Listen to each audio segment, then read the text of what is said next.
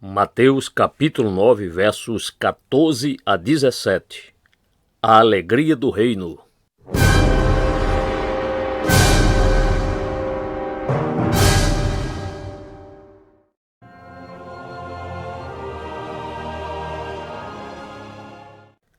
Verso 14.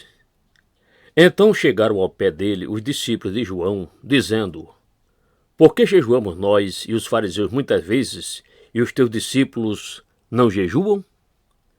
Os discípulos de João, como seu líder, eram ascetas e, portanto, como os fariseus, jejuavam muitas vezes.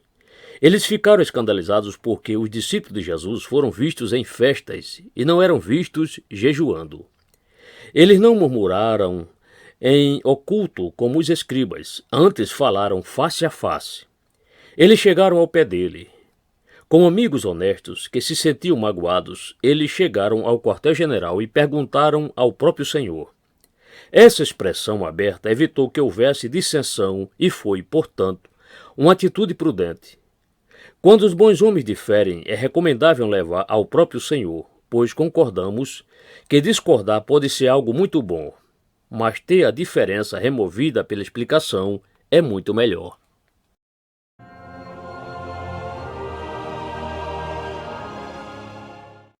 Verso 15. E disse-lhe Jesus: Podem porventura andar tristes os filhos das bodas enquanto o esposo está com eles? Dias, porém, virão, em que lhes será tirado o esposo, e então jejuarão. Aqui o nosso Senhor respondeu a segunda parte de sua pergunta. A primeira parte, eles devem responder por sua própria conta. Eles sabiam, ou deveriam saber, porque eles e os fariseus jejuavam. Então o Senhor Jesus passa a explicar por que os seus discípulos não jejuavam. Ele é o esposo que veio para conquistar e ganhar sua noiva. Aqueles que o seguiam eram os convidados, os melhores companheiros do noivo. Eles deveriam regozijar-se enquanto o noivo estivesse com eles, pois tristeza não é adequada para as bodas. Nosso Senhor é o noivo sobre o qual Salomão cantou no Cântico dos Cânticos. E nós que gostamos de sua companhia somos um com ele em sua alegria. Por que deveríamos jejuar enquanto ele está conosco? Podemos permitir que pequenas coisas matem nossa grande alegria? Podemos, em coerência com a razão e em harmonia com o respeito pelo nosso Senhor, chorar e andar tristes enquanto o esposo está conosco?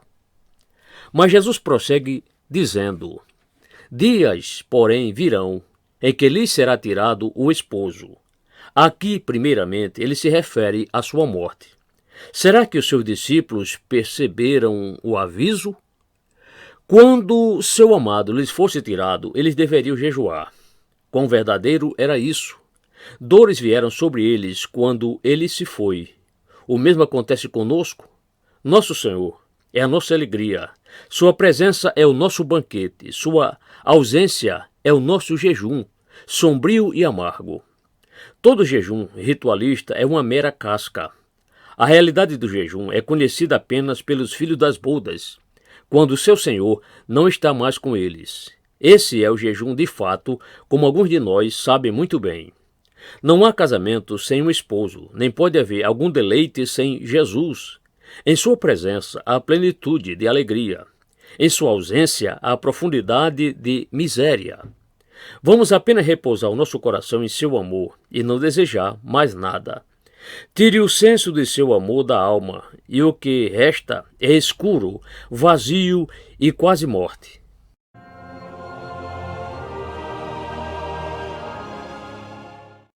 Verso 16. Ninguém deita remendo de pano novo em roupa velha, porque semelhante remendo rompe a roupa e faz-se maior a rotura. Jesus não veio para reparar o manto desgastado de Israel, mas para trazer novas vestes. Mesmo que um simples concerto houvesse sido designado, ele não poderia ter sido feito por meio de seus discípulos copiarem as maneiras antigas. O pano novo, que quando for lavado ainda encolherá, não está apto para ser usado como um remendo para consertar a roupa velha que já encolheu totalmente após muitas lavagens. Seus discípulos devem agir de forma consciente e não jejuarem antes do tempo para que possam desfrutar de sua companhia. Eles não eram o tipo de pessoas que deveriam reparar a velha religião do judaísmo, que se tornou desgastada. Eles eram homens novos que não haviam sido encolhidos pelo espírito da tradição. Assim, tentar colocá-los dentro do manto da religião ritualística legal não tenderia à unidade, mas ao inverso. Crentes genuínos não deveriam buscar se unirem aos cerimonialistas, eles logo se sentiriam deslocados. Jesus não veio para consertar nossa velha religiosidade exterior, mas para fazer um novo manto de justiça para nós. Todas as tentativas de adicionar o evangelho ao legalismo somente servirão para piorar as coisas.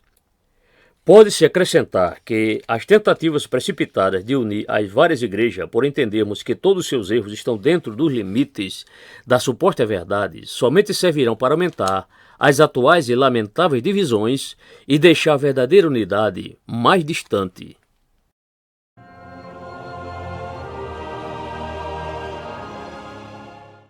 Verso 17. Nem se deita vinho novo em odres velhos. Aliás, rompem-se os odres, e entorna-se o vinho, e os odres estragam-se. Mas deita-se vinho novo em odres novos, e ambos se conservam. Seus ensinamentos e espírito não podem ser associados ao modo farisaico de ordenar as coisas. O judaísmo, em sua condição degenerada, era um odre velho que já havia passado de seu prazo de utilidade, e nosso Senhor não deitaria o vinho novo no reino dos céus nele. Os discípulos de João foram tentados a imitar os fariseus e a se unirem em uma causa comum com eles para preservar a antiga igreja. Jesus não teria nada a ver com esse projeto. Ele faria uma nova igreja para a sua nova doutrina e pelo seu novo espírito. Não deveria haver amalgamação. O cristianismo não deveria ser uma consequência natural do rabinismo.